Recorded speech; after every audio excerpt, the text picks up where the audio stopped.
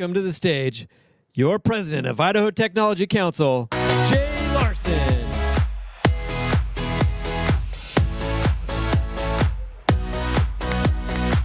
Yes.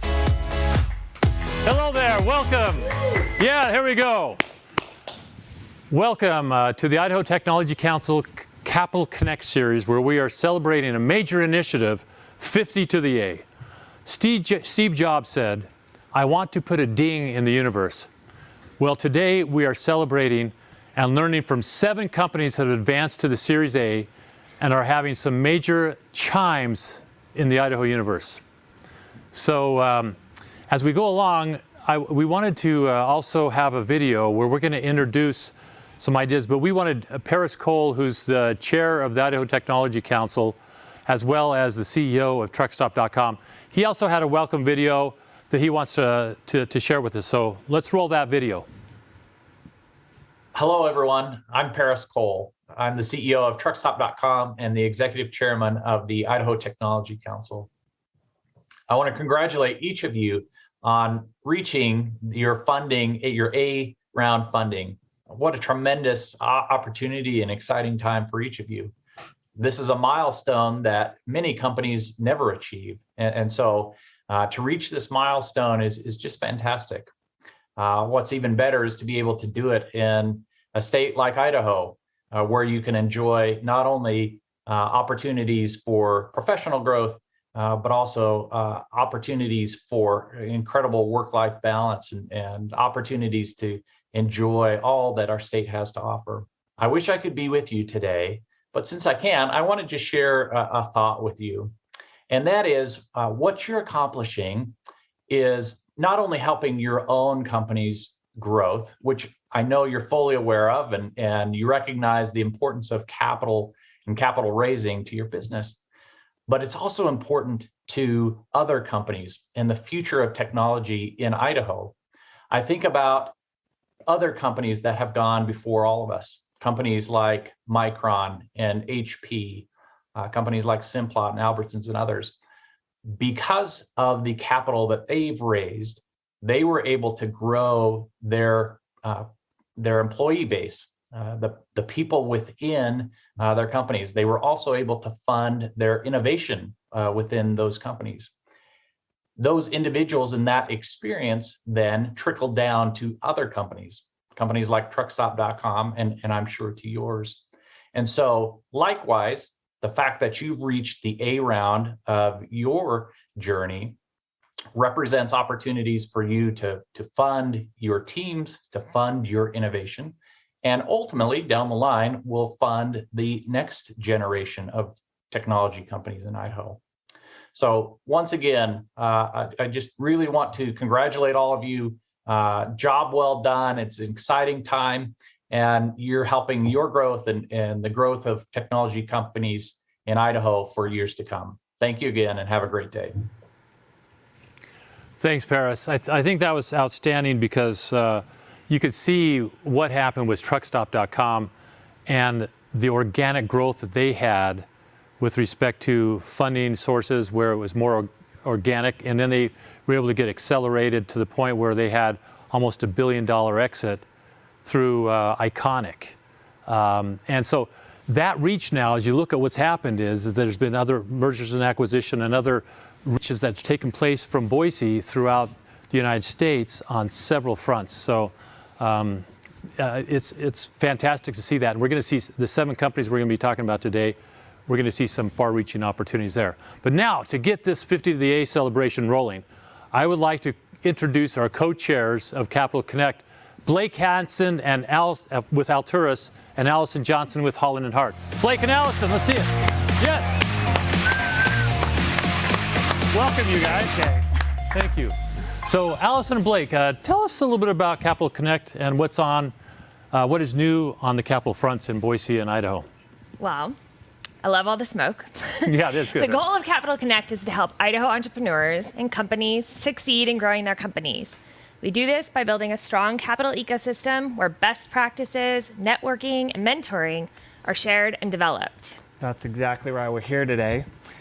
No one believed it when we set out to go find the companies that were going to be the first 50 to get to Series A funding after 2020. And believe it or not, we've already had over 10 companies since last year reach this Series A funding round, which is massive. And today we're celebrating 7 of those companies. And it's interesting because some of these we're going to go, there are disruptive companies in cybersecurity, in composite materials. They're going to be SaaS services on learning products. There's a whole variety of things where they're doing innovative disruption in their industries. So. Yeah, and as Blake mentioned, we came up with the 50 to the A. Basically, the two of us and Mike Self at Stage.0 are talking about how can we really propel companies forward here in our ecosystem.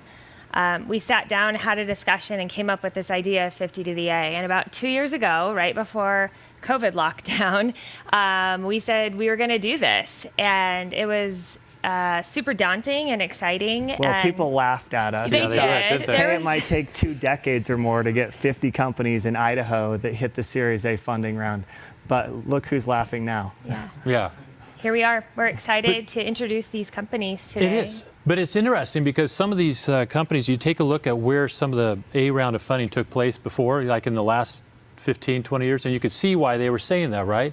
But there's so much energy and so much entrepreneurial activity taking place in the Boise and the Idaho marketplace right now. Yeah, we really do need to give credit to Mike Self with Stage.0. Like, this is really his vision.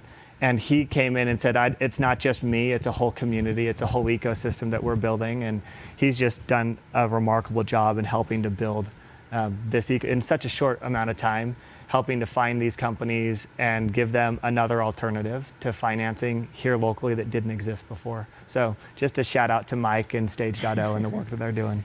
Yeah, So. they're awesome. Allison, if you could say, you've seen the capital, since you moved back here to Boise, A decade plus ago. right, which is crazy. As you take a look at this changes, what are you seeing in the last decade that you think are some of the more significant changes within the capital ecosystem? Yeah, I think what we're seeing is there's been some really big exits and some repeat founders who are at some of our biggest tech companies here, and they have an exit or they decide to leave at some point and start the next company. And so it's really becoming generational entrepreneurship and repeat exits. And I think every company is learning from each other, and that's something that maybe wasn't here or wasn't as present a decade ago. And so that's just going to propel us forward into the next decade and beyond. Yeah, the strength of that whole ecosystem. And Blake, you've invested, like you were an investor in Stage.0. What are your thoughts? I mean, it's just a more robust ecosystem now. There's more opportunities for founders to find capital, both locally and regionally. Boise's on the map for a lot of reasons. And it used to be, hey, you're a Boise company, you need to leave and go build your company somewhere else. But that's not the case anymore. These companies are starting here, they're thriving here, they're attracting capital here. So it's a different day, it's a different story. Yeah. Amazing what a decade it does. And it's going to be amazing what happens in the next 5 years on all of this front. So we're going to hear more from Allison and Blake as we go along and we celebrate some of these other companies that are going to 50A. But to learn more about 50A, we're going to introduce to the stage our co-chairs, Sharon Popple with Executive Allies and George Johnson with Webley One Capital. They're the co-chairs of 50A. So let's hear it for those two. Come on.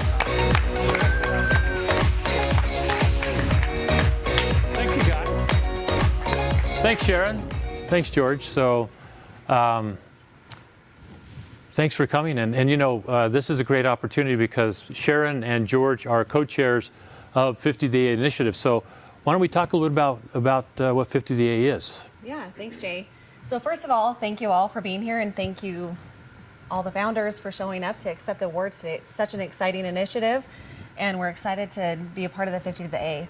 So all companies are startups at some point. So a fantastic example of a startup is Cradlepoint, which was founded in 2006 and raised over $162 million in funding in 8 rounds. So some investors in those rounds were Highway 12, Caprock, Trolley House Angels, Sorensen Capital, and TVC.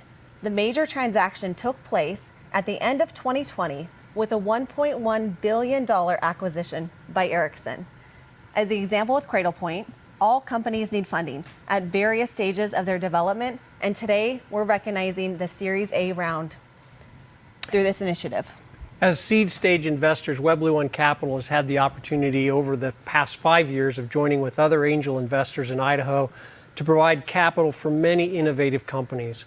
With every investment that we make, we understand how vitally important it will be for each company to eventually prove themselves worthy of a Series A capital raise. That's why I'm so enthusiastic about the 50 to the A campaign, where we intend to not only celebrate the companies who achieve Series A, but to build a community of support for the companies that are making their way toward a Series A round. Yeah. And working with my co-chair, George Johnson, and the great team that has volunteered for this effort, we're focused on 3 objectives to help 50 companies realize this goal. The companies include identifying companies who are on the runway for a Series A round of funding, building a community of advisors who can provide advice and facilitate the networking. And to recognize the companies achieving Series A with a celebration event just like this one. Yeah. Today, we're going to be highlighting 7 companies from Idaho that have achieved Series A funding. But first, I'd like to thank our 50 to the A sponsors because we couldn't do this without them. It's Alturas, Holland & Hart, Executive Allies, Gravis Law, and Galena Capital. So 50 to the A wouldn't be possible without their support. So let's hear it for them. What do you say? Thank you very much. So now we have Blake Hansen from Alturas Capital to introduce our first 50 to the A company. Blake? Blake, yeah.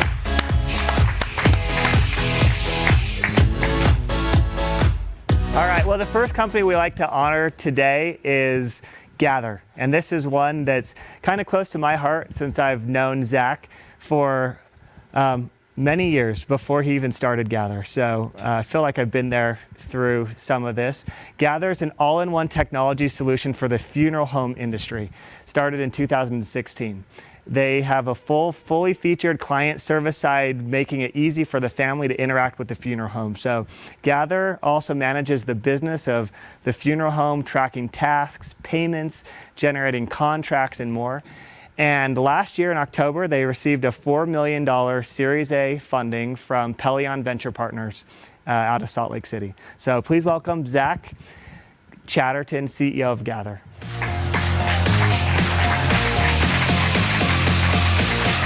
Blake, we have an award for them as they have show their journey, because I know you're going on to the B round already, but this is to be able to put to be able to show how much we appreciate from 50DA the advancement that you've made. So congratulations. Thanks so much. Congratulations. Thank you so much. Yes. It's an honor for sure. Okay. Take it away, Zach. Thank you. And thanks, Blake. So I was reminiscing about Gather and kind of the founding story of Gather. And Blake was there from the beginning. I remember talking to him in the early days of Gather, of quitting my job and starting this company. And he was there and actually shared his favorite quote, which was "the man in the arena." And so I'm grateful for that. And looking back at Gather, it's been about 10 years. And I was reminiscing about how I started Gather, so I wanted to share that briefly with everybody. I was working at Clearwater Analytics and was fed up and had to work long hours, and got to the last step as I was leaving one day to walk 5 miles to my car because they wouldn't pay for parking. And during that walk to my car, I thought of the idea for Gather, and it's humbling to think that we've come this far, that we were able to raise this round of capital a year ago. And as I left the office was full of people wearing Gather t-shirts, and that's a humbling experience. For so many of the years that I was working on Gather, it was just me toiling away.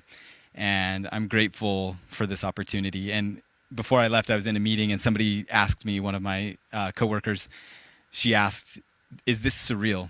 Like, can you believe that this actually happened?" And I still can't. Gather I'm passionate about Gather. I love what we're doing. Our team is passionate about Gather. And we had a convention, a funeral home convention, which is as exciting as it sounds, where we went to Tennessee and we had a huge 20 by 50 booth with our logo huge up above it, and just crowds of people coming to our booth, interested and excited about what we're building. And again, it's humbling. I want to thank, I guess, my wife more than anything, because in the early stages of being an entrepreneur, it's hard. And it was a lot of work, but she was always there for me. And then just our team is incredible. So grateful for what's coming next, and grateful for the support of this ecosystem. And really, this is just the beginning of something incredible here in Idaho. So wanted to thank everybody again, and it's an honor to be here. Thank you.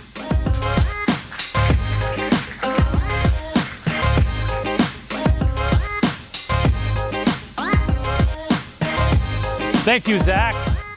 All right, that was great. It's interesting to see that, because even Zach has amassed a lot of talent within what they're doing at Gather, and has an amazing group that is doing extraordinary things. So we're so very much appreciative of what they have done there. So Allison Johnson will take the next one. Allison. Yeah, congrats to Zach and the whole Gather team. Next, we have another company by the name of Tackle.io. Tackle.io was founded in 2016 to change the way companies buy and sell enterprise software. Tackle.io leverages its relationship and experience with cloud marketplaces such as Amazon Web Services, Microsoft Azure, and Google Cloud to help vendors bring their software into the marketplaces. Tackle's cloud marketplace platform reduces the time to sell products with zero engineering, while enabling sales teams to drive revenue, what every company wants. Tackle.io received $7.25 million in a Series A led by Bessemer Venture Partners in June of 2020. Please welcome co-founders of Tackle.io, Brian Denker and Dylan Woods.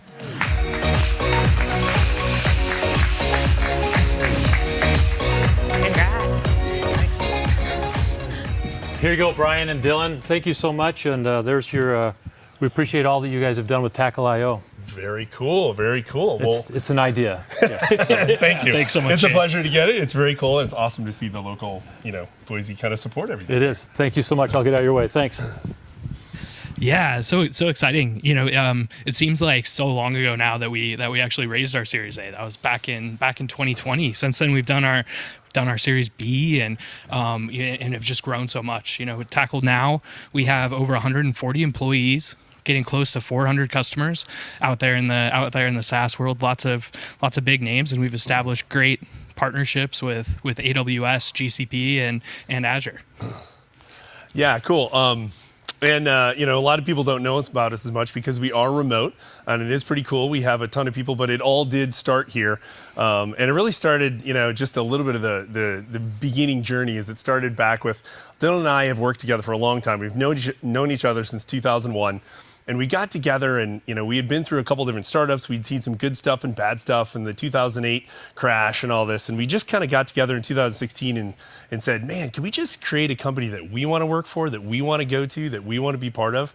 And how would we do that? We'd set it up and we'd be transparent and we'd be open and we would kind of do things hopefully the right way. And we never really set out to say, like, let's go raise an A and a B and a C and who knows where we go. Let's just create a good company. And so Boise is really kind of built out of that. And I think, Dylan grew up in McCall and I came here in 2001 and we kind of saw just so much opportunity here. And so just being able to kind of open the doors and get that stuff going was pretty awesome. So we started with, 2 little rooms above Goldie's and that's still all we have. So we still have that. We have a bunch of people around and it's pretty crazy to think where we've kind of gone. And like we said, the market's been very fortunate and we're super blessed to be able to get through that, and be able to get through the A with Bessemer and a B with Andreessen and continued momentum. So just super excited where it can go and bring some of the stuff back to Boise. I think we have, almost 10 going on 15 employees out of here at Boise. And what's kind of cool is we've actually had a lot of employees come to Boise after working at Tackle. So we've had some folks come from Omaha and other places, and they came out for some offsites and things, and they fell in love with Tackle and actually moved out to Boise just because of Tackle and because of the lifestyle. So it's been a really cool journey, kind of growing, and we're kind of excited to see where it can go. So. Yeah, and we've taken those founding principles about our culture, and we've really extended that into our fundraising.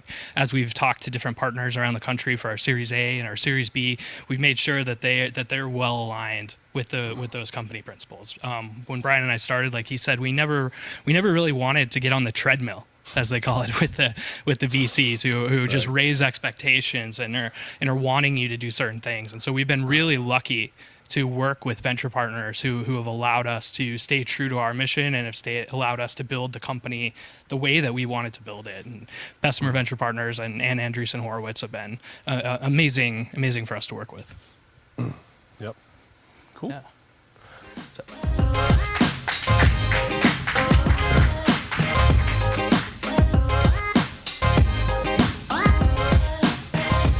Dylan and Brian, congrats on the vision you guys had to start Tackle.io. Amazing to see the success you guys have already had and the continue on funding that you guys received recently. The next company is Know2. Know2 was founded in 2009 with a goal to end the faxing of medical records. As care providers embraced electronic medical records, or EMRs, sharing of information was often still done with faxes. with care providers using different technologies to store and manage their records. No2 aggregates the various systems, allowing digital transmission of medical records across more providers. No2 received a $15 million Series A in July this year, led by Providence Ventures and Health Enterprise Partners. Please welcome Vice President of Engineering, Ryan Kelly.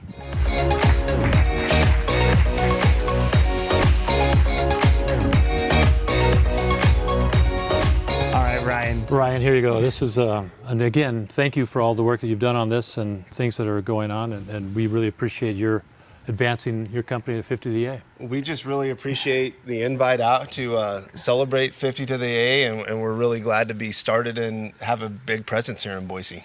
And totally we hear awesome. It's getting bigger, so we know you guys are, raising capital and hiring a whole bunch of people. We are. Some of those rumors are definitely true. We love those type of rumors. Keep it up. All right, well, I'll take that. We'll let you tell some more of the story. Sure. Thanks so much, Ryan. Congratulations. As Blake said, No2 was founded in 2009 and by two local Boise founders, and we still have a big presence here. We've got two offices elsewhere as well, Scottsdale, Boise, and soon to be Nashville. We like to call and look at No2 is the future of healthcare communication. So what we're really doing is breaking apart those acronyms.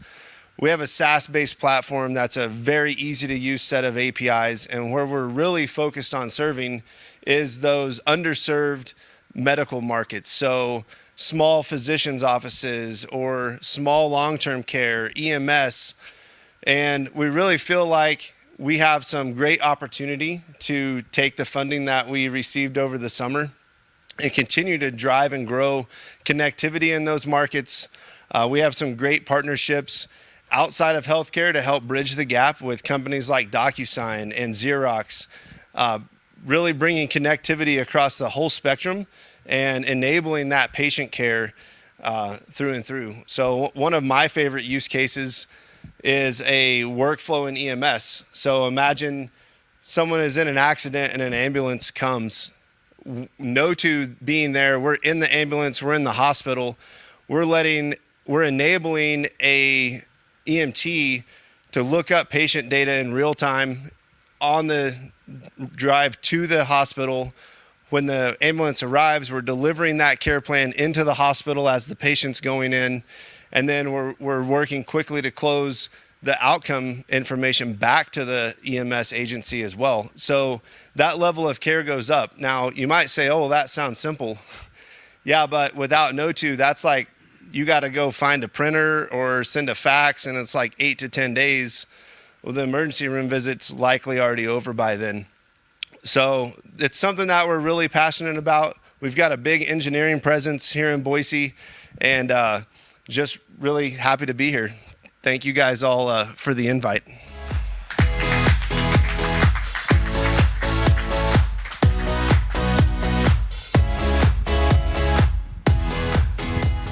All right, now we're going to have a little chat with the folks that we just heard from and ask a few more questions. So we'll bring Zach and Brian and Dylan and Ryan back on stage for a minute for a little roundtable.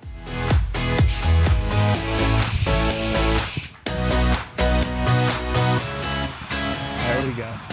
You guys want to sit there? Perfect.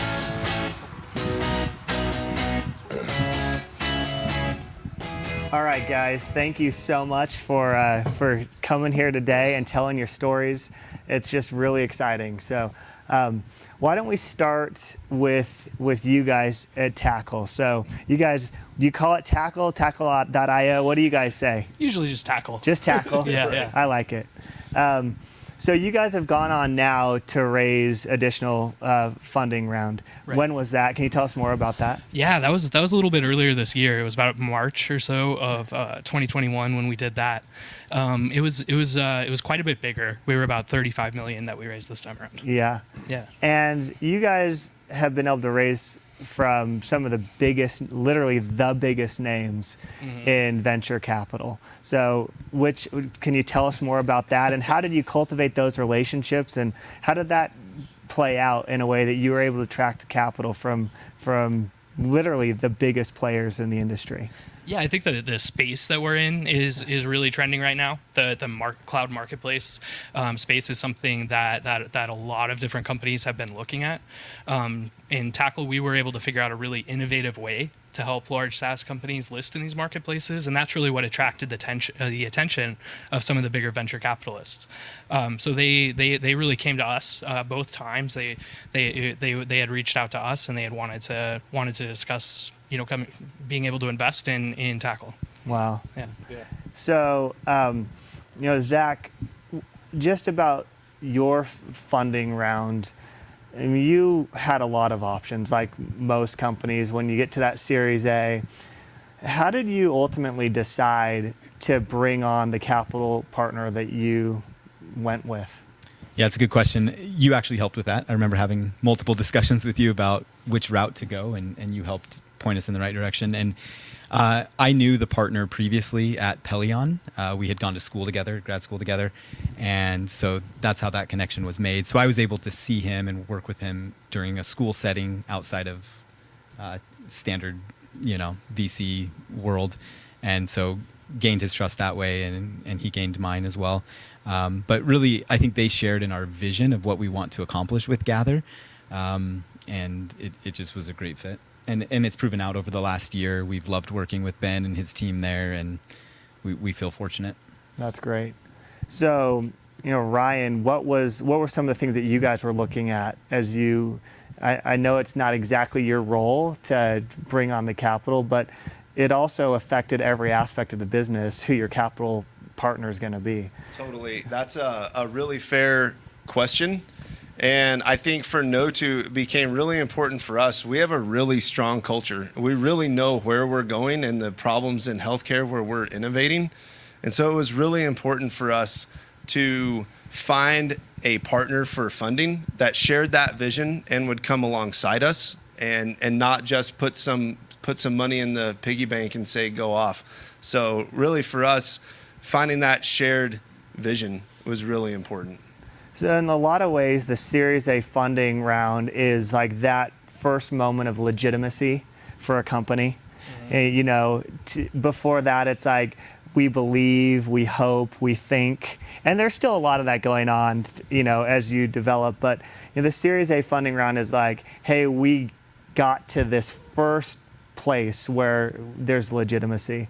Can you guys just speak a little bit to what life has been like after that first legitimate funding round, how things change, and maybe some of the things that other founders might be looking at as they get there? Not the horror stories, because I don't think in your guys' case there are horror stories, but what do you know now that you wish you would have known before you got to that stage? Yeah, I think a couple things. I mean, the one thing that I think is most important is not to let the fundraising become all-consuming. It can really take on a life of its own, and it can really distract from running the company and growing the company. I think you've got to really go into the process thinking about how you're going to time box it and how you're going to only give up so much of your day every day talking to investors to make sure that you can stay focused on your core mission. Yeah, that's great advice. Anything else that you guys can think of, like as you're entering into those thoughts of, hey, it might be time? Did you know it was time?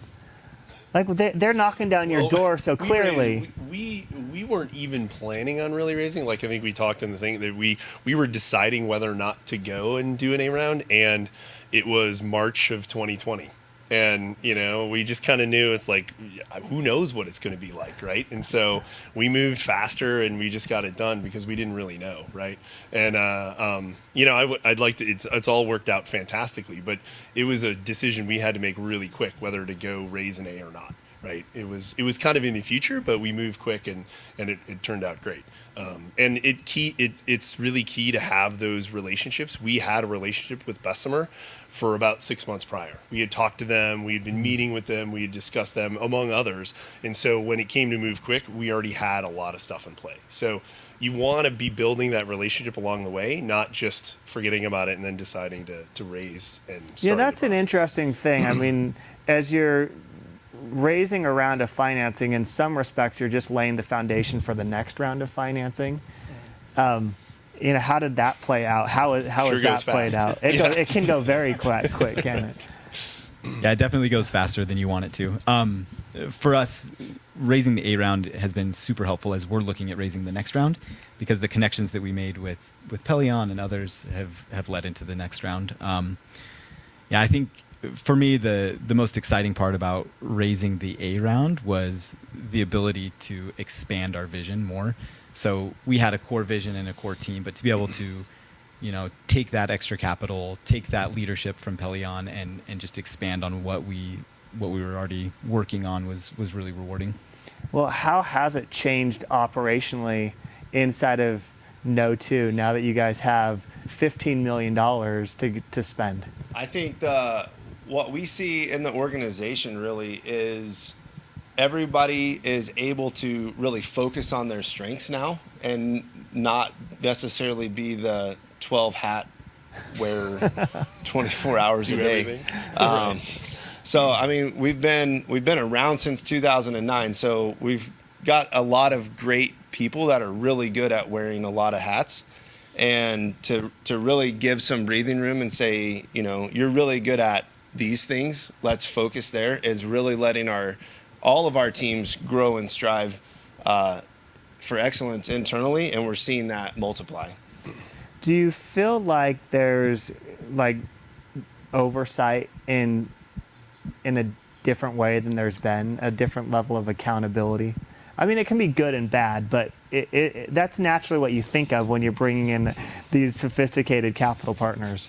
I think you grow up real quick. Is that what happens? Is like all of a sudden it's like, okay, we've got some parental supervision now. I mean, not that you aren't responsible or accountable, but can you speak to the difference of that, what that meant?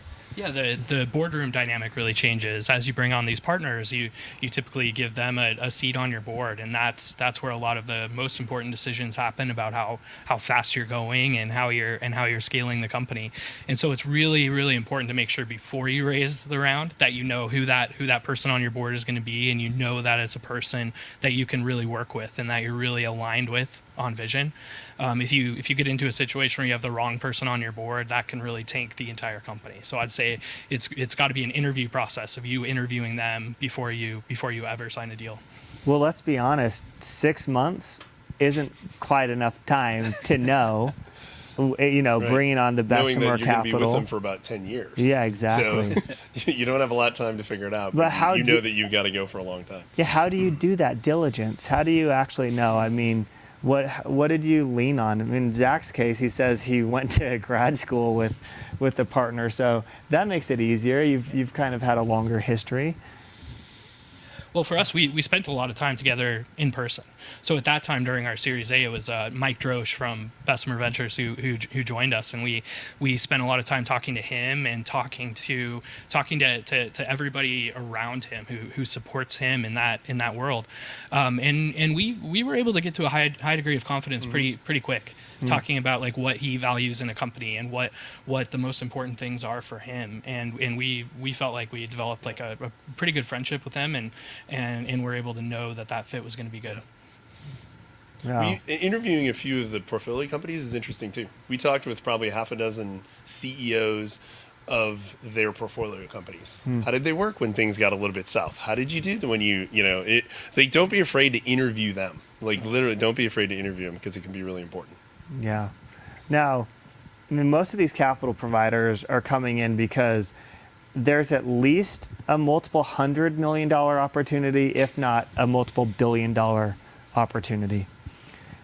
What's it like to work at a company and, in some of your cases, be founders of a company with these $1 billion ideas? I mean, was that like always inside of you? Like, you knew you had inside of you this ability to be the visionary to take a company to that place, or to participate in a very high level in a $1 billion opportunity? How did you guys know that? Like, how does a college kid sitting out there who says, this is what I want to be when I grow up, how do they know they're going to be the founder of a company that's going to be billions of dollars potentially? I'd say for me, it's humbling to think about that and to look back on the founding of Gather. And I remember walking home and telling my wife, hey, I've got this great idea. And her first response was, that's stupid. Don't do that. And luckily, it was stupid. And we pivoted and we tweaked and we changed and we got to where we are now. But yeah, it's just humbling. And I think more than anything, I feel gratitude that I have people surrounding me to help with that vision. Because maybe I had the initial vision, but there's so many people that make that possible, from our capital partners to our employees to customers even. But yeah, it's a surreal experience, to be honest, to look back at where we started and where we are today, and then always looking ahead to the future where we're going to be. But it's rewarding. Entrepreneurship, I would say, has been the hardest thing I've ever done, but also one of the most rewarding. It's great. Anything from you guys? When did you know? How did you figure this out? The only thing I would say is just stay true. Things can happen fast and furious. The A to the B to the whatever valuation these end up, and things happen. And stay true. You just got to stay true to why you started in the first place and what you believe in and the people you want to work with and the culture you want to build in the company. And that's what's going to take it, because at the end of the day, the VCs are there to help you, but they're also running a business, right? Mm-hmm. And so they maybe aren't working in aligned with all of those same things. So just keep true to whatever you're building. So you really got to want to do it. And I think, honestly, the least reason to do it is for the money. That's a great outcome, but if everything else goes up and to the right, and the culture and the people you're working with and the fun you're having and the passion you have for the idea, then good things will happen, right? I mean, you guys are talking about the type of money that's way beyond the scope of what's even necessary to live a good life. So it can't be for the money, because right. I mean, it's just it gets so big so fast. Can you talk a little bit about this dynamic? Historically, Boise's been a place where it was like, here's the money, but you're going to have to move somewhere else.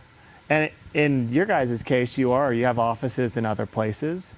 Have you guys have kind of a remote workforce where someone could be on? I noticed you guys have key people that are all the way on the other side of the country. So, I mean, how do you think about that? I mean, we all care about Boise, we care about Idaho, we want to build great things here, but we also know that talent can come just about anywhere. How do you balance that? And you Idaho first company, or how do you think about that? How do you talk about it? Well, for us, a key part of who Tackle is a remote first company. Very, very far before the pandemic, that's really what Brian and I wanted to do, so that we could live in Boise, or we could live wherever we wanted. Mm-hmm. And that's really helped us to attract great talent from all over the country. I think we're in 30-something states now where we have employees, and a lot of them have come to us because they want to be able to live in the towns that they grew up in, or they want to be able to have a great lifestyle with their families, and that attracts them to Tackle.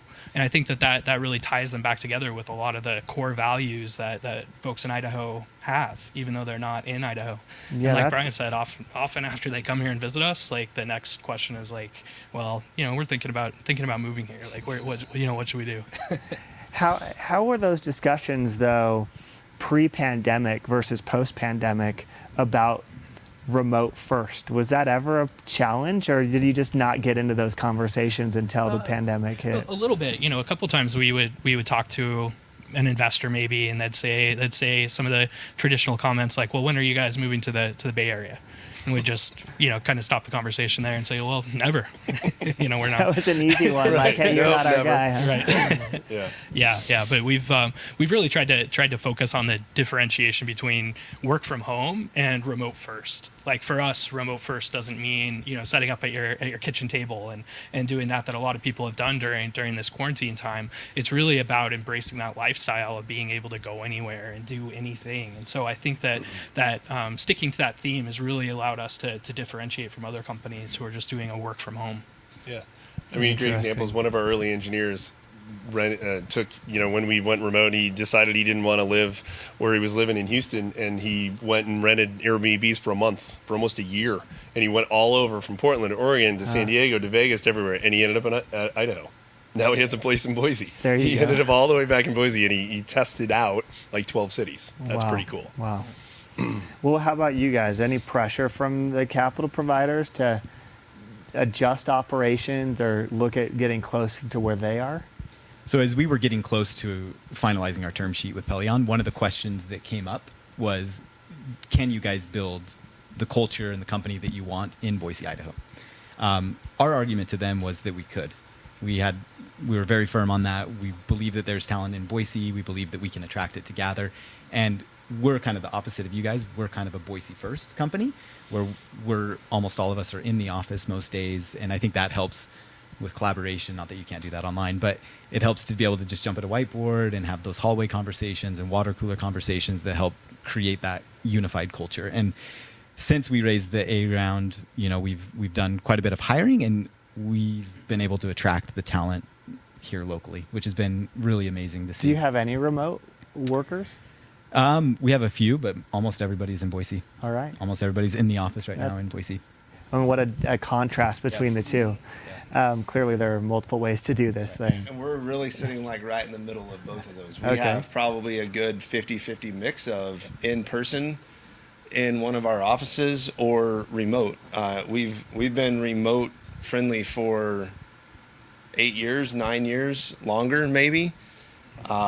We find talent, good talent all over. And when they're on our page and want to get in on our vision, we want to make them be a part of our team. So that's amazing. But likewise, we have a lot of people that they come visit us in Boise and they're like, this isn't too bad. It's a pretty great place, especially post-pandemic, right? Yeah. The biggest change is that, it's like, how can I afford it? Let's get in here. Okay. Well, in a lot of ways, this is kind of the next chapter in the book of Idaho success stories. We've had, some big exits over the last couple years. Literally just the last 2 to 3 years, some very big exits. And you guys are now like carrying that torch. Like it's been passed on. And as I look out in the ecosystem, there are so many more companies that are marching down that path than ever before. Tackle, for example, you guys, bringing Bessemer and Andreessen and some of the biggest names and putting it straight here in little Boise, Idaho. It's a different day. Do you guys feel that it's a different day for Idaho? You guys have been here for a while. Or does it feel like this is just where it's always been? Like what feels different to you guys? Yeah, I think that there are more people in Boise, especially right now, who are thinking about how do I start my own thing? How do I do my own thing? I talk to especially technical folks a lot who maybe they have a product idea and they're like, well, I don't know how to start a company, but I think I have a good idea. And it seems like more and more of those discussions are happening, which is definitely a sign of more activity at that end of the funnel, of more people who are yeah, we need a lot more of that at the top end of the funnel to lead to companies of your guys' size. Yeah, and building out the support structure is something, I'm personally super interested in, right? Some of these luncheons and some of these things that happen are super cool for people to hear the story that it's possible and why. And so that support structure, is what Boston and Silicon Valley always had. And it's like bringing those support structures into places like Boise with good exits and people and T-sheets and all these things. It's really cool to see. So, that is built quite a bit, Yeah, that's great. Anything else? We're down to 10 seconds, so. Now it's flashing red, so it says we probably better finish. So, well, I just really appreciate you guys, the work you guys are doing, the mark that your companies are making, not just here in Idaho, but across the country and across the world. It's just exciting to see. So congratulations for everything. And I think we're now negative, so thanks you guys. Appreciate it.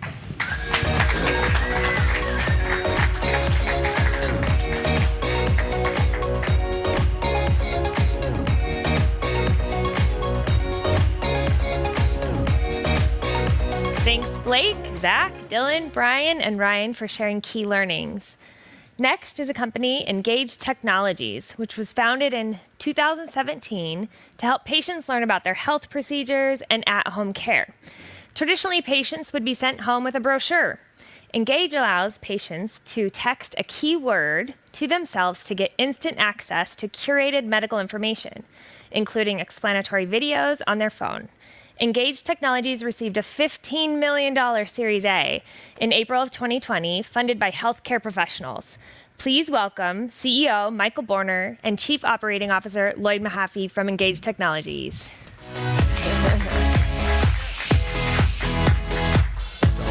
So, Allison, good job. Michael and Lloyd, thank you guys so much. We really appreciate what Engage Technologies has been doing. We really appreciate it, and hopefully this will be something you can put in that will be a little idea that you'll have going forward. It is. It's a better idea. I'm going to take it away from you. Thank you very much. Thanks, you guys. Appreciate it. Well, it's an honor for Lloyd and I to be here. We are so grateful for Jay and the leadership at the Idaho Technology Council. This is one of the great things about our state, where there's a huge intentionality of bringing the leadership that are really focused on startups in our state. And we're very honored by being participants today. As an Idaho native, it's a blessing to see our state grow this way, with the exception of the housing prices. That's making the recruiting just a little bit tough. But our company is based on the concept that we can transform lives by delivering timely wisdom.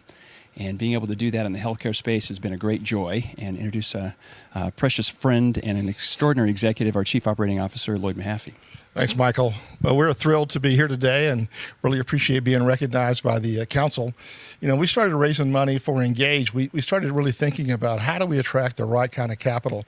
What we found early on is that we were talking to key opinion leaders, medical professionals that had deep domain knowledge in their area of expertise, dentistry, ocular, and aesthetics. What we found is after we got through talking to them, they said, hey, can we invest in your company? Now, in the middle of all this thing called COVID hit, so we realized we weren't going to be able to go see anybody. So there's no way to kind of go to Silicon Valley, which is where I'm from, where we might be able to call on the traditional institutional private equity firms to tell them what we're doing. And so one day in August, we did our first Zoom call with 70 doctors on the Zoom call. And 4 months later, we'd raised almost $16 million completely on Zoom, all from medical professionals who not only are helping us build the content, but opening up the doors with manufacturers. So it's been a crazy ride the last year. Would have not imagined going from August to Christmas and raising the majority of our round on Zoom in the Hollywood Squares. Not something we expected. But with the technology, I also want to thank the great leaders who were at St. Luke's about a dozen years ago, who really took the first risk on figuring out new ways with us at the company back at that time to innovate the patient journey. And with the new kind of way the patient journey works, it's all about simplicity. And so our company has been around the concept of taking the three biggest mass consumer behavioral shifts kind of to mobile first, the addiction of short form video, and this very interesting channel preference of text, where text has this promise of brevity. It doesn't have the chaos and the spam of email. And so we brought all three of those together and developed a proprietary platform that can really take patients into a position that they've never been before, all wrapped in the brand of the practice. And so it's a little bit like Netflix for business, for healthcare. And so it's a SaaS-based solution that builds story and technology and domain expertise into our offering. So we're really honored to be headquartered in Boise and continuing to grow. So really thrilled to be participating in such a great group of people who are on the same rise. And I think one of the great things we've experienced in the last year is we thought it'd be hard to bring in more development talent, but actually we've built a complete software development team based in Boise. Then we use all of our quality controls done in India. So it's kind of working around the world every day. But that's been a real advantage for us, is being able to bring the right kind of people into this area. Our platform is cloud-based. It's a SaaS-based business model. We're primarily in healthcare right now. We're already looking at some other things like financial services. We love the idea of veterinary because it's a $30 billion industry. And so I think you'll watch Engage move beyond healthcare into other sectors over the next couple of years.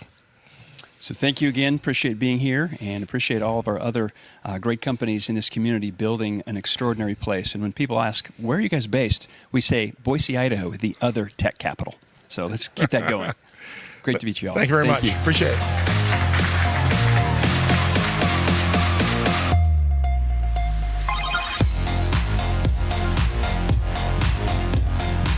All right, our next company is PlexTrack, which was founded in 2016 to streamline reporting of cybersecurity professionals. With templates available, security professionals save time By tracking security risks and testing, insights can be gained with analytics.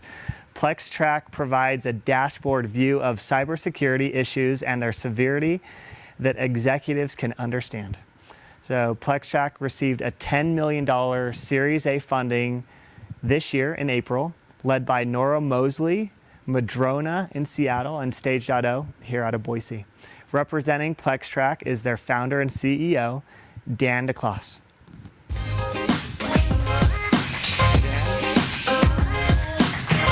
Dan DeClaus, yes! Thanks, Dan. So Dan, again, and thank you for all you're doing with PlexTrack and all of the development and risks you've taken with PlexTrack. This is something you can now put in your new office, which is, you're going to have a grand opening on Tuesday. Tuesday. Yeah. Okay. Well, thank Fantastic. you. This is great. Yeah. All right. Congrats. Congrats, Dan. I'll take that from you. Okay. Thank you so much. Yeah, well, thanks. Yeah, it's a pleasure to be, it's humbling and honored to be a part of the 50 to the A. I've always enjoyed collaborating with the ITC and Jay and his team, so it's been truly a fun experience. Kind of our story, I've been in the cybersecurity space my entire career and was a penetration tester, hired to hack into websites and organizations, and started in the Department of Defense. And just as we continue to grow, I was just finding huge lack of efficiency in certain areas of the workflows around these processes. We've got really highly technical people doing really technical things and finding some of the most critical risks that an organization would have in their industry, and yet none of the work was getting fixed, right? None of the things that we were finding was getting remediated, and so there was a big problem there, in my opinion. And then also, we're spending a lot of time doing these engagements and getting these reports into the right hands, and then not having anybody follow up with them. So that was kind of the impetus for PlexTrack, and I like Blake said, started in 2016, just writing it on the side, writing the initial platform, and doing it the nights and weekends, kind of bootstrapping it, trying to get feedback and all that fun stuff, and definitely had a lot of help along the way, which was exciting. I worked out of Trailhead and had mentors like Rhino Zoller and Jeff Reynolds in the early days of Trailhead, and so just had some great help and meeting some great people in the community here in Boise. And so just continued to build that up on the side, and then finally got to a point where it's like, hey, I've got something here, and I want to take it further, and excited about this. So I quit my day job in March of 2019, and not maybe 2 months later, a close friend of mine by the name of Ryan Warwick was introducing me to Mike Self over at Stage.0, and so learned a lot more about Stage.0. They were just kind of getting to know people in the valley, or no companies. They'd been kind of coming and knew they were going to plant a flag here in Boise, and so really just they were very intrigued with what I was doing and what we were building, and so we just got to know each other really well, and then decided to get a term sheet signed in the summer of 2019, and then we were off to the races. So we were able to hire and really continue to build out the product and market it. When you're just one person with your dog, as Mike likes to say, you're everything. So trying to market the product was probably the biggest thing that I wanted to make sure we were able to do. And I think a big win for us is we now get on calls and we ask people, hey, when did you first hear about PlexTrack, or where did you find us? Like, how did you know about us? Did you come from a podcast or a webinar that we did? And now we're just hearing the terms like, I don't remember where I first heard about you, which means we're getting the word out there, and that's a huge credit to the investment capital that has come into PlexTrack and the team that we've built to be able to spread the word. So it's been fun. We grew through COVID. We've basically been a company through growing and started effectively through COVID. I mean, signing a term sheet in late 2019, your growth chart's supposed to show like you're starting to do this right in March of 2020, and so it's been exciting to see the team and the product grow through some of those challenges, and so that like growing through 2020 really allowed us to get introduced to investors, and people started getting excited about where we were headed, and that allowed us to really solidify our Series A investment. We signed the term, we closed on the deal in April, and it's just been a fun journey. We've got a lot of work to do. We're excited about where we're headed and excited about the partnerships that we've built with Stage.O and with Madrona Venture and Nora Mosley. And so it's been a fun ride. It's been exciting to be able to do this out of Boise. Like Jay said, we've now opened up our home office right off of Bannock Street near the Capitol, and it's just fun to see the team grow.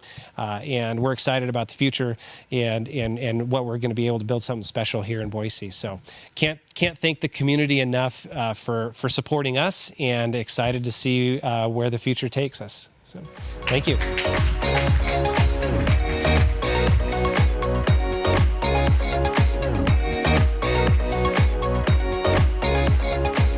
Dan, congratulations. I'm Bill Benjamin. I am the managing partner of Galena Capital Partners, an investment bank headquartered here in the Treasure Valley. I get the honor of introducing Tovuti LMS, the learning management system. It's a web-based platform designed to deliver educational content, making it easy to launch a website, create and host content, and build communities. The platform supports gamification as well as monetization. Tovuti was founded in 2017 and received an $8 million Series A in July of 2021, led by Blueprint Equity and Scop Venture Capital. Representing Tovuti is the founder and CEO, Troy McLean. Welcome, Troy.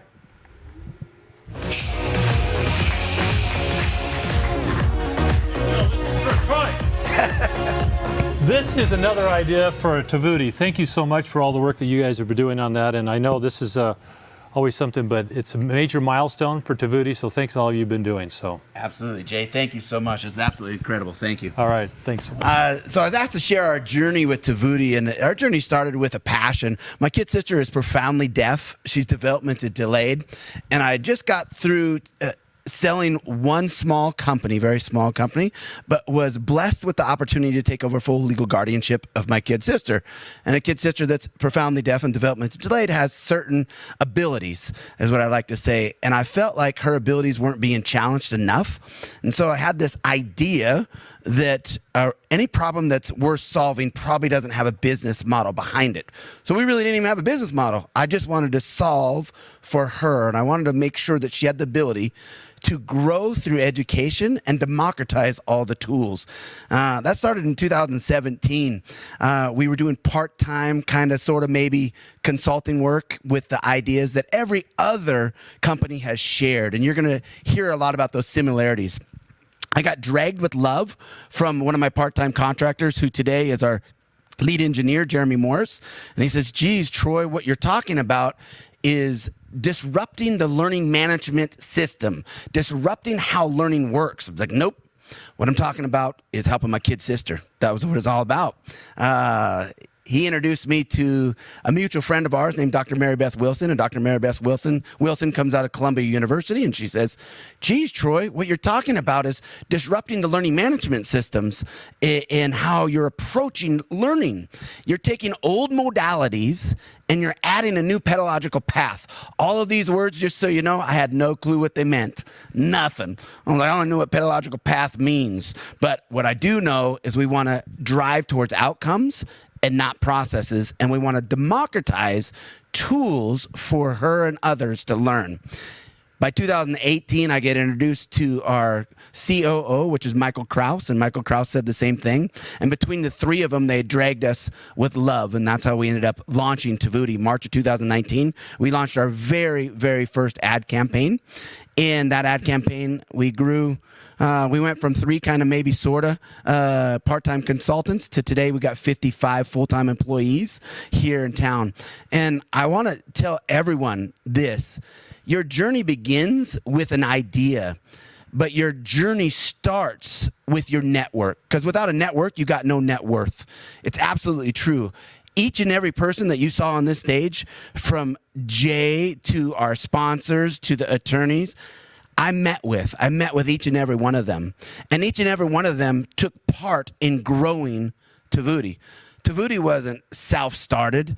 Tovuti was really what I say, in my opinion, God started, because the blessings around you is what you want to listen to. You got to know enough to know you don't know enough.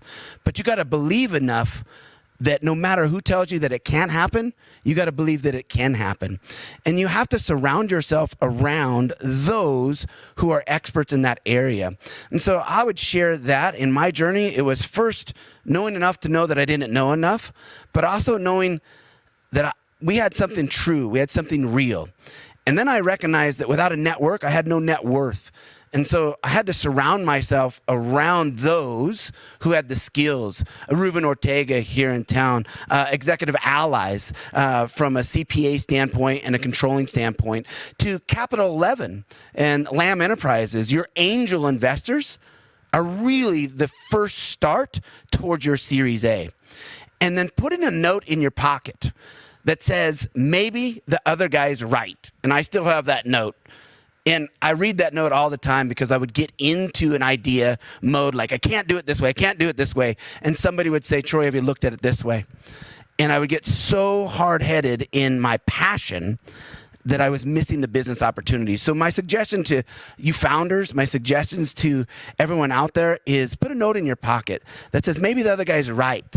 And then the last thing that I would share with everybody and going through this journey is remind yourself that objectives stay the same. My objective was, no matter the issue, access to education is the answer. No matter the issue, access to education is the answer. That was my objective. No matter what, I was going to democratize all tools for online learning so anyone can grow. For people like my kid sister, who I get choked up about every time. And today I could tell you she got her driver's license because of Tavuti. Today I tell you she got a full-time job. And that journey was shared with each and every one here, because without their help, everyone on this stage, everyone behind this stage, people that I haven't met yet, but I've heard their stories, without that, we wouldn't be where we are today. And so remember that your objective stays the same, and plans are subject to change, but stick to your objective. So that's what I'd like to say, and I want to thank everybody for this, and we'll make sure that we honor and respect and continue the legacy of the great idea. Thank you.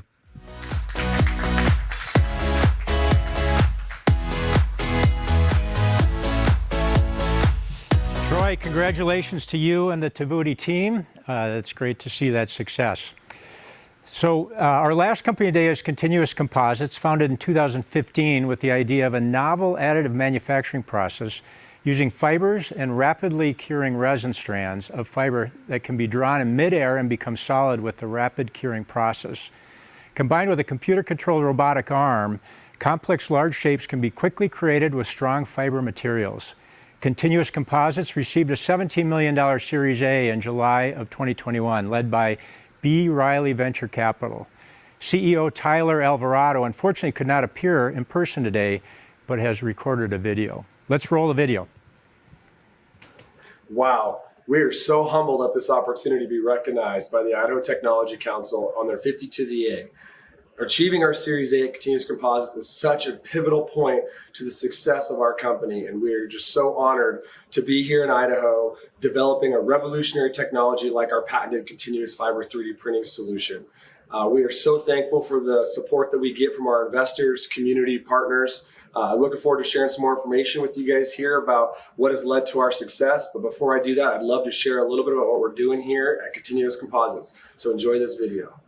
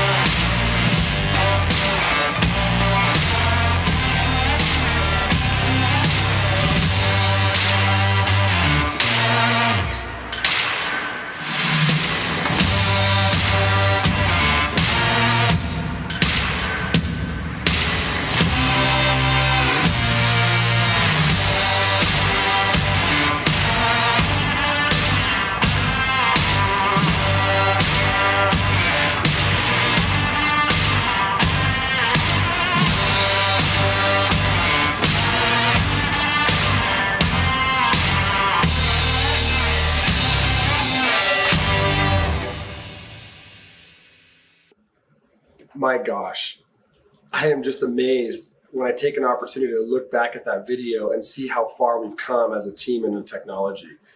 This started from an idea. This was a shoebox of receipts, a patent application back in 2012 when my partner had the foresight to not only invent the use of continuous fibers with 3D printing, but to go patent it. And patents have been such a key part to our business plan and strategy because it gives us a sustainable competitive advantage. But the business is far greater than the patent assets that are the insurance plan behind the technology. At the end of the day, our customers are looking for a solution. And we invented a technology that solves a real big challenge in the manufacturing process. You know, it's been so instrumental to our success to have a clear vision and business plan. Every business requires a plan. And I can tell you that when you look at these business plans, they will always be different. They will always evolve 1 year from founding, 2 years from founding, but at least you have a plan and a vision and you listen to the business, you listen to what the world's telling you, your customers are telling you, and you adapt. And it's so important because it gives you the discipline to say no to things and prioritize other things. You know, our success has been based off of our team.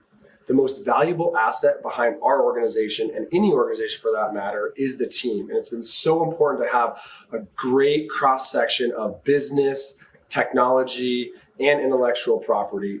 Our success with investors has really stemmed from our ability to articulate a problem, to identify the solution and how we're solving that problem, and to instill confidence with these investors and how our team is going to be able to execute and to realize our vision and mission. We have been so blessed to have such great investors around the table that not only are patient, but share the same value and confidence and belief in our technology and team, and have been willing to join us on this ride. Our Series A has been such a huge milestone for the company, as it's an inflection point that allows us to take us from a product to a company that's capturing market share and beyond.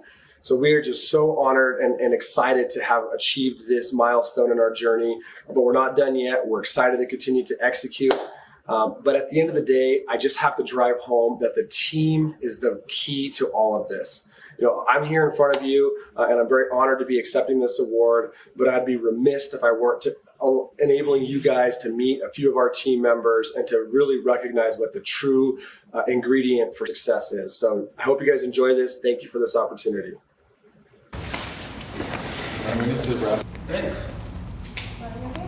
Mic check, 1 2 1 2. Test. And you're going to ask me questions, but am I going to look at you? Am I going to look at you? Are you going to slap it right in front of my face? Lauren, interview. Lauren, interview. Mark 1. We didn't go to film school. Are we ready? We're ready. All right. Take 1. Tyler, interview, take 2. Mark. Our team at Continuous Composites is extremely passionate about what we're doing together. Everybody on the team is like a Swiss Army knife, and I honestly couldn't imagine doing this with anybody else. Tyler is the core of Continuous Composites. He's our front line. He goes out there, he's meeting with a wide variety of companies and players in different industries. Having a leader and a CEO like Tyler, it makes your marketing and your business that much more forceful, and he brings a lot of momentum to that. Tyler is very competitive. He's always the first one to challenge you to be better, to push the boundary. He has a deep understanding of both the business and the technology side, and I think that is what makes him successful. First time I met him, you'll hear his laugh. You're kind of on edge, like, is that a fake laugh? Is it real?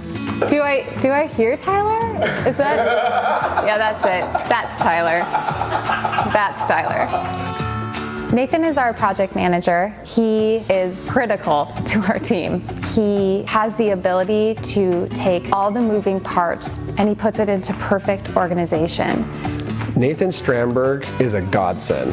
He came to us with a background in mechanical engineering, having developed the most advanced automated fiber placement machines in the world.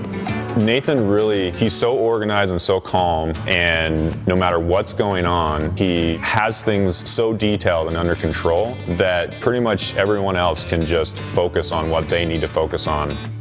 I don't think many people have a Nathan on their team. We got pretty darn lucky. Ryan is the head of our defense.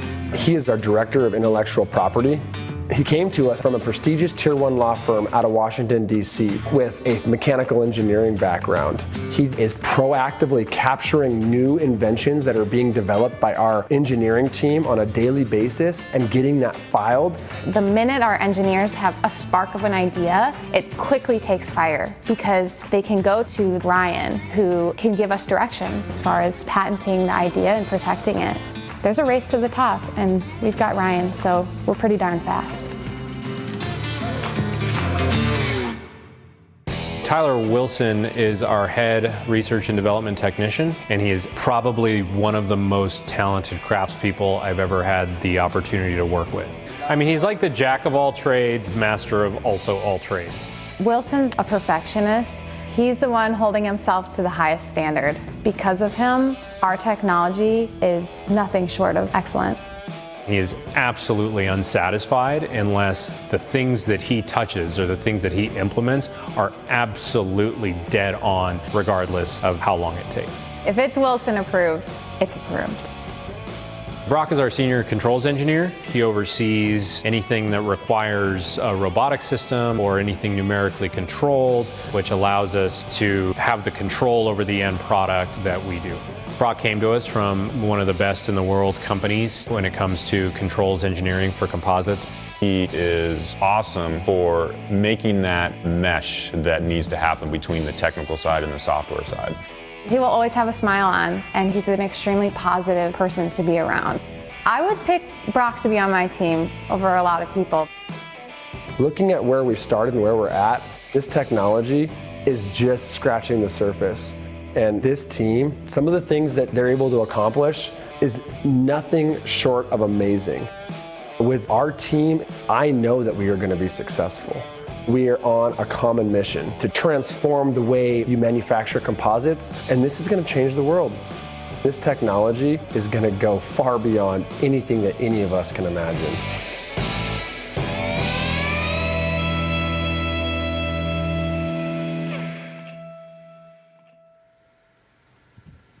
We're back. That was a pretty cool video.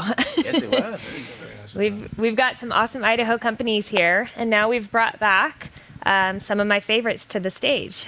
We've got Lloyd Mahaffey of Engage Media and Michael Borner, CEO of Engage, Dan DeClaus of PlexTrack, and Troy McLean of Tavuti, who you've all heard from. And now we're here to dig into a little bit more of the details. We've all been through 2 years that I don't think anybody could have predicted what exactly would happen. And you guys were successful in raising funds during those 2 years. So my first question is, is there something that happened in the last 2 years that impacted timing or that made you have to innovate differently or impacted your company in a way that you weren't expecting heading into the COVID time while fundraising? Were there any surprises?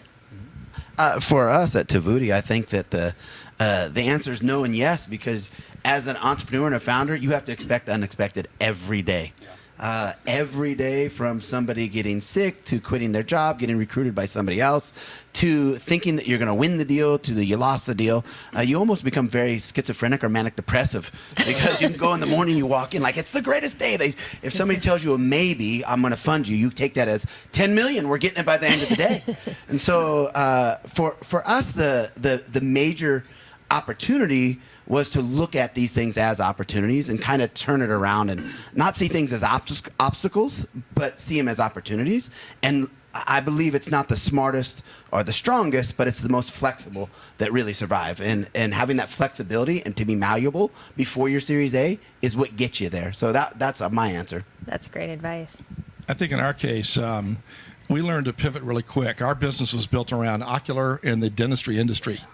Both industries were considered non-essential when COVID hit. They shut everything down. So we watched our entire business go to zero in one day.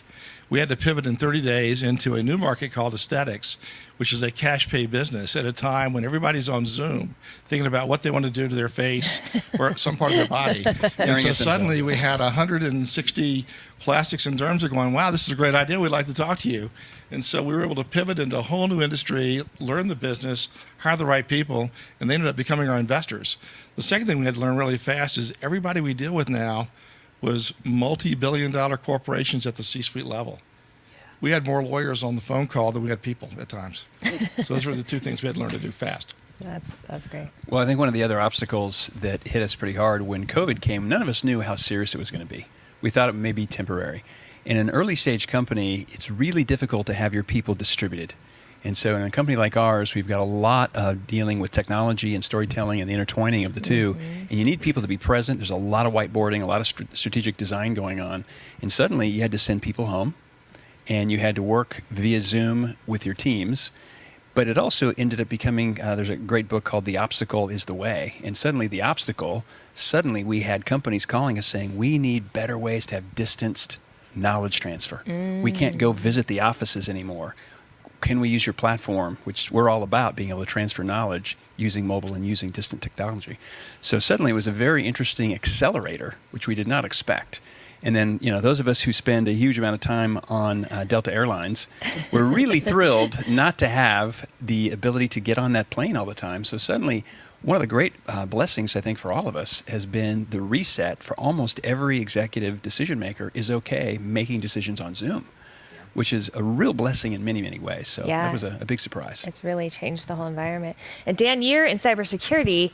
Over the past 2 years, we've had all these changes in our environment and lockdowns and all that, but we've also experienced such a increased attention on cyber, and hacking is in the news so much more often, and security breaches and things that people never thought would be impacted, a meat factory or whatever. It's changed our life and it's entered this phase. So have you found that you've been able to capitalize on that focus on the industry, and has that helped you?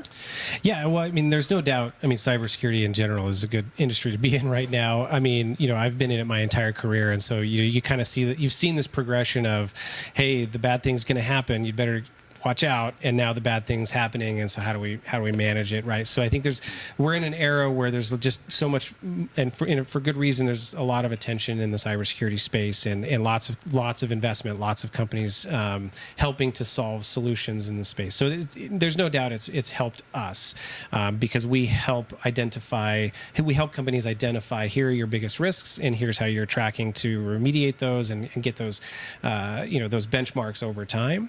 I think some of the challenges that we naturally were not anticipating, right? You got to always kind of be like, okay, what's today going to bring? But we had to kind of shift our whole marketing plan for 2020. It was largely going to be based on in-person events, conferences, getting the word out there, and everything shifted to virtual. And so that was definitely one of the big shifts that we had. But it really kind of exposed the gritty perseverance that I think us as an early stage team and as the boots on the ground, just like, hey, we're not going to give up, and getting creative with how deals are going when you're not a budgeted item in a frozen budget. How do you sell into that company? Yeah. Right? And so those were the challenges that we just continued to persevere through and overcome, and so far so good. It's been a fun journey. That's awesome. So each of you, as we've just discussed, has found success in really unprecedented times. What is your biggest lesson learned that you can share with other companies that are out there that are either just an idea and they're too afraid to start it, or somebody who's on that precipice of looking for Series A funding, or maybe they've had some term sheets but then were later turned away? Or what can you say is kind of your biggest piece of advice or lesson learned during this whole process? Yeah, I think the biggest lesson is to realize that success is simple. It's not easy. But truly, Lloyd, he's a genius. He's a genius. You're a genius. You're a genius. And if you follow the path of success, just find those who have been where you are and are where you want to go. My first prayer meeting was with you. Mike, that was 15, 16 years ago. And I recognize an element of he's been where I was, and he's also where I want to go in that particular area. And so having those mile markers and those expertise to follow, but no, it's simple but not easy. But what I would say is build your dream team of advisors and your dream team of counsel, and then also know you're going to fail. Just give yourself permission to fail. Just fail fast, frequently, and cheap. That's all. Yeah, I mean, I think that's all great advice. I mean, surrounding yourself with smart people and mentors is a huge component. I think the notion of I can't start until I have that world-changing idea is a bad approach to take. I would say that's probably very, very rare that the phrase is like way leads to way, right? You take one step at a time. He's like, I had a problem that I had, and I figured like, well, if this doesn't turn into anything, at least I'm solving a problem for myself, right? And so, and then more ideas come. I think like your example is perfect. Like, it's outstanding where it's like, we didn't anticipate this coming, but wow, this opened up a whole nother venue or a way to penetrate the market. So I think just being conscientious of like, take it a step at a time and don't give up. That's great advice. Well, and I think as you look at the time that we exist in, there are so many new pieces of infrastructure that have come in. And anytime infrastructure changes, it creates new opportunity for business models. They change substantially. And so in what we do, we would never have guessed how many things you can now do with the infrastructure that's available. And when you are dealing with a marketplace, you need to do a lot of listening. And so we're big believers in spending the time in the practices where we serve, shadowing, and listening to the dynamics between patient, provider, also the dynamics between the people in the world where they refer to one to another. There are just so many different models out there we're not aware, we don't even know that are there. But if you do a lot of listening and paying a lot of attention to the people you're serving, it's amazing with the new infrastructure, the new ideologies can come out and create new revenue sources that you didn't even know were there that we can serve today. And so that's been huge. And then one other key piece is making sure that the people you bring into your company may have come from the established kind of incumbent world. And sometimes it's very hard for them to make the switch over into kind of the new methodology going from industry into technology. So that's been an interesting learning lesson for us as well. Yeah. I think the one thing I'd probably add is that this is my 39th startup, so I've been doing this for a while, which is kind of crazy in itself. But I think one of the things I'd tell everybody is the founder is the head of business development on the front end. You have to go find that bell cow customer, make them as big as they can be honest with them that your product's not perfect, ask them to collaborate with you to make it better. And in almost every case, they'll do that because they know they're going to get a better outcome. But if you think you're going to kind of pass it off to somebody in your team, you're wrong. You're going to own those first accounts and stick with them for a while. And they'll be very loyal to you. That's great. Well said. That's a great lesson. I would throw in one other lesson, get a good lawyer. So Without Well, that's a great lesson, Michael. Absolutely and this isn't true. just a nice softball, but we are really blessed to have Allison Johnson in town. She has amazing background, incredible chops in this space. And if you want to get yourself in trouble raising money, you don't paper it properly. And so being able to have people like Allison who helped us go through our entire process, which was a little bit asymmetrical. So we're really grateful for Allison and Christiana at Holland Heart. So terrific people to That's work very with. nice. That's very nice. Yeah. Well, thank you for that. On a flipping that on its head. So those are great lessons learned. Do you also have some advice in looking back in hindsight? Is there something you would have done differently, whether that's have left your other job sooner or have hired faster or have not been so tied up in fundraising that you forgot some of your business priorities or whatever the examples are? Does one example stick out in your mind of something that you may have done differently looking back now with the benefit of hindsight? Yeah, at Tavuti, I think the best advice I can have about looking backwards is, to quote Ted Lasso, have the memory of a goldfish. Because what you're going to do is you're just going to beat yourself up over the shoulda, coulda, wouldas. But everything that you did do to get to your Series A had to be right because you got your Series A. There's been a lot of criticism from family, friends, and outsiders on all of our founding stories where they said you gave away too much, you shouldn't have done that, you should have thought about that. It's very easy to be an armchair warrior. But the other founder that was talking about, the man in the arena, unequivocally Teddy Roosevelt. Most founders know how to quote that. It's the man in the arena that it's the doer of, not the guy that judges, but the guy that's in there. So, but if we look back and see what we could have done better, we're always going to find what we could have done better. But if you put your eyes focus on what's going forward and learn from your learning experiences, I wouldn't look back much. That's honestly, in my opinion. I just don't have a lot of regret. That's great. That's why I'm the lawyer and not the entrepreneur. I feel very blessed to say, like, I don't have a huge amount of regrets, right? And I think it's kind of a way of living too, right? I mean, you can't focus on all the negative. I mean, like, they're all learning opportunities. Everything in life is a learning opportunity, right? And I listened to the How I Built This podcast, and I forget one of the founders, but he's like, I view business as a big chess game, right? And so it's like, hey, you're going to win some, you're going to lose some, and you just got to keep playing the game. And I would say the biggest thing I would probably go back and tell myself is, like, tone it down on the stress levels a little bit. Like, like, life is going to be okay, right? There's every deal feels like the biggest, paramount thing, and it can become consuming. But just find that balance of, like, where you find peace and contentment in life is important along the way, and that sets a good example for your team as you continue to build a company, right? That's great. Looking back, I think when you start at a strategic level with something that's innovative and you kind of set up a team around it and get it ready to go, or you launch with a major client, like in our environment, we try to launch real force multipliers who have hundreds of salespeople on the street that can walk our solution into the practices. And when you do those types of things, it's really valuable, and then you start working and growing into your next initiatives. You have to be prepared for the things you started to have their own strategic shifts. You've got to continue to measure. You've got to continue to watch the metrics and stay really, really close to them, because they shift faster than you expect them to. And the other thing about innovation is no matter how great it is, it still requires change management, which is always a barrier. No matter how cool what you're bringing in, it's different than what they're used to. Yeah. And so just staying even more attentive to that, which is what we're continuing to pivot to, is I think, an important lesson when you're dealing with innovation. Yeah. I'd probably make a different observation. Like Michael, I don't regret a lot because we closed our A round and we're cheering that moment. But, in Silicon Valley, we always said that it had its own culture, currency, and communication style. It was kind of unique. But one of the big things that all tech companies have to learn is, when you see an entrepreneur fail, get them to stand up right away and say, what did you learn? Get going again. What I think is great about what's happening in Boise is this state is learning how to say to entrepreneurs, great attempt, what'd you learn, stand up again, we're gonna keep backing you, we're gonna see more and more of the success unfolding. I think that's great about what's unfolding in the market here. They're starting to recognize this is how you motivate and create great entrepreneurs. Yeah.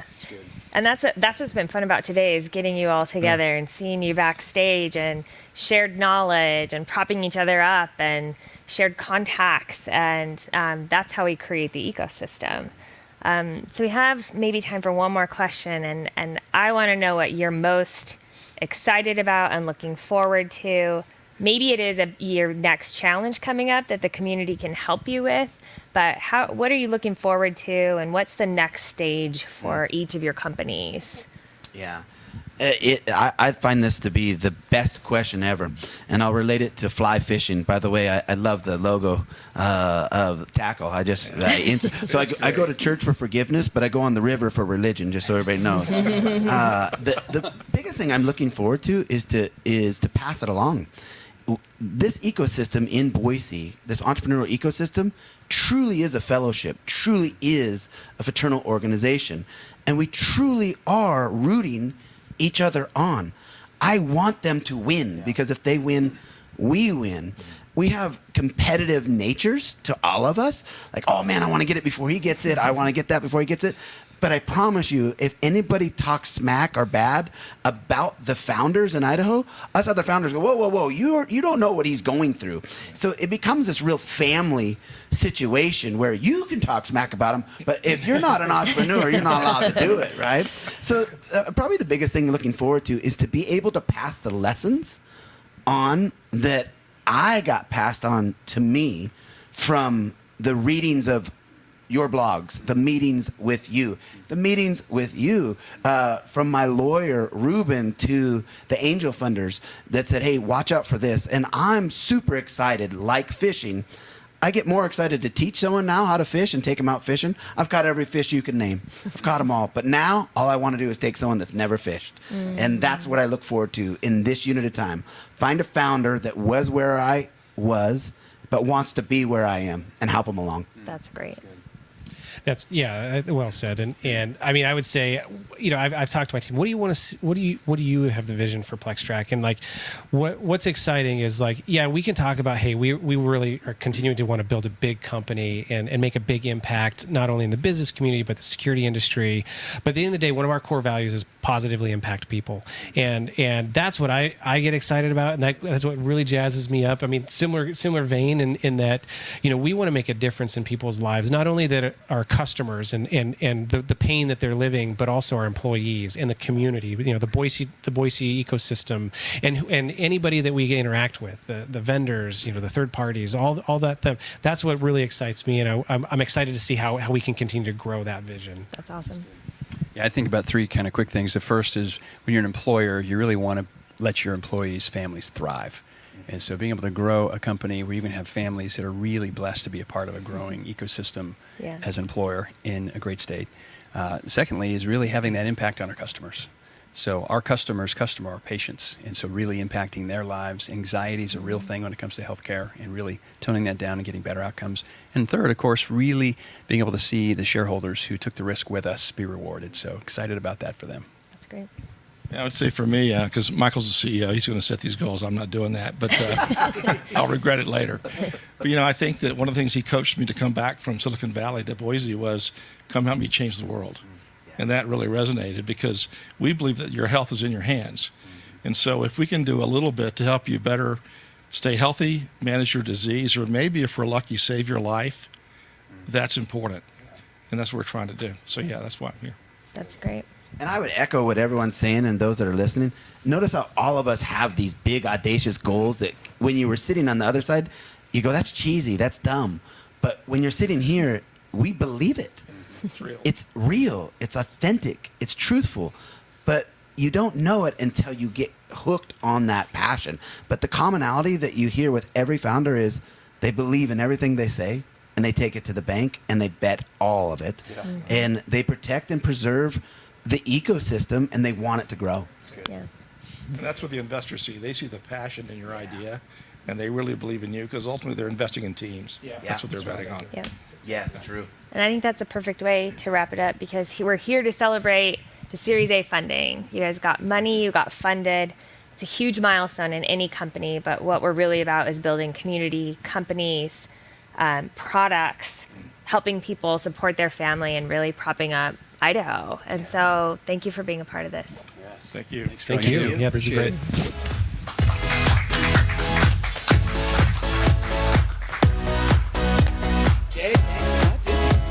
Awesome. Thanks, Troy. You did great. Thanks, Troy.